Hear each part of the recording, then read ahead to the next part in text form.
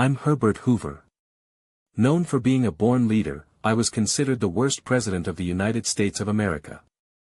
However, I governed during the America of dreams and plenitude, and witnessed the financial earthquake that was the Great Depression.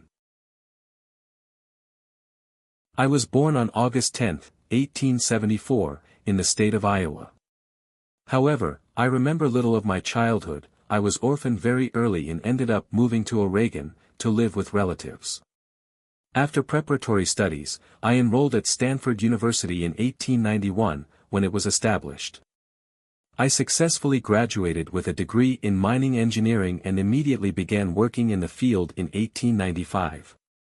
While at school, I met my wife, Lou Henry. An attentive and intelligent young woman, she attended the same school as me. We married in 1899 and started working together abroad.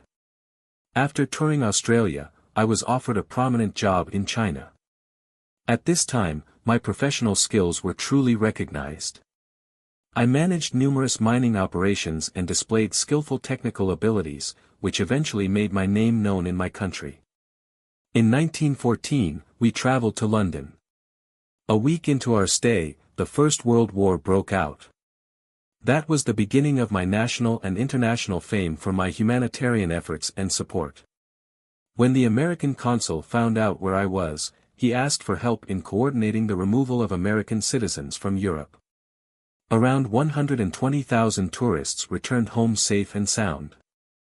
In 1917, the United States officially entered the war. At a time of organization, President Woodrow Wilson appointed me to head the Federal Food Administration. I did an outstanding job. The Allies were fed. All this work earned me the nickname, the Great Humanitarian. I returned to the United States, now the hegemonic power, and entered politics. Appointed by President Harding, I served as Secretary of Commerce in 1920. I can say that I was an unusually active and decisive member, not only for my own but also for other cabinets. I strongly supported the technological drive, promoting public-private partnerships aimed at modernization and, above all, economic growth. During my time in government, the country went through small crises, which affected my department. Between 1920 and 1921, one arose, which, despite being self-resolved, gave us a foundation of sand for continued progress. Then came the Roaring Twenties. And since in political life we rise progressively as we do a good job, in 1928 I ran for the Republican nomination for the presidency. Being president of a power with endless prosperity was something I enjoyed, but this prosperity was apparent and precarious. As luck would have it, I was elected. Between 1925 and 1929, the general stock market index was exorbitantly speculated. Easy credit gave the American population purchasing power, mostly invested in the stock market, in shares they held in companies.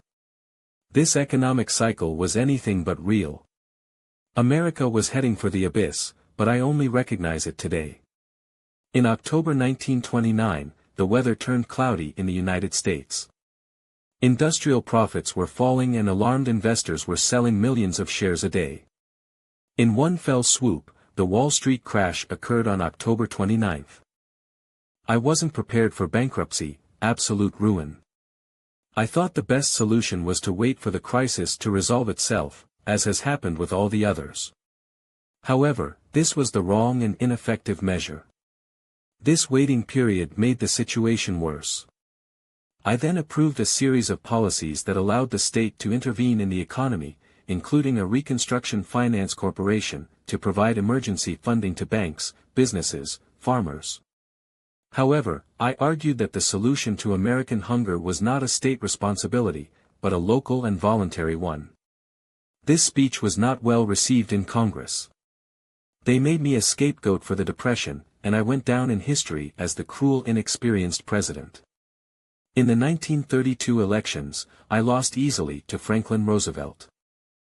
I decided to stay away from politics, but I maintained my critical opinion of public life. Through writing, books, and newspaper articles, I didn't let my voice fall into oblivion. I died in New York in October 1964, aged 90.